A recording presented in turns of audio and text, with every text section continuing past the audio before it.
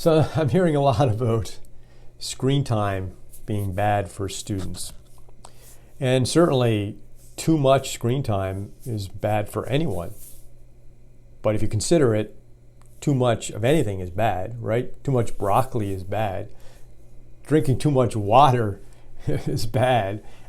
Everything has to be done in moderation to be at least have the opportunity to be good for us. Anything that's in the extreme is always going to be bad, even good things. So, we really have to consider, what do we mean by screen time? And, some might say, well, when students are on a computer or device in school, they're not doing things that are helping with their learning. And I'd say, yep, that probably happens a lot too. There's a lot of activities you can do on a computer at school that are not necessarily supporting learning effectively. See it all the time. But who controls screen time? Is it the students that control what they do on the devices, or is it the people who create the curriculum and implement the curriculum, right?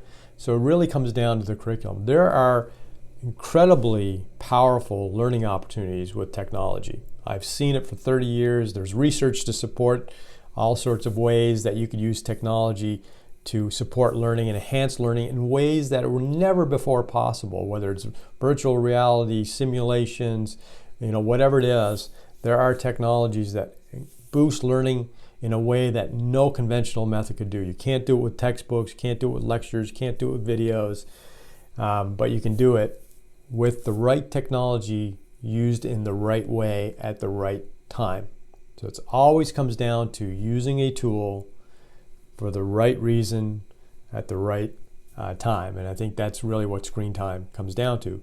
It's not that there's generally too much screen time, and it's that the screen time is not being used effectively, although again, in moderation.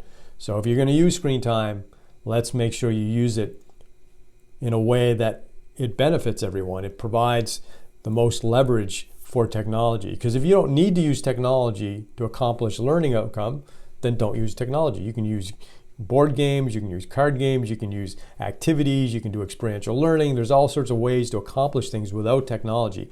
But technology also enables you to do things that you absolutely cannot do with conventional learning. Practice, for example, mass amounts of practice, personalization, a whole list of things I could go through. But it's about using the right tool so that when you're using screen time, it's being used effectively as possible.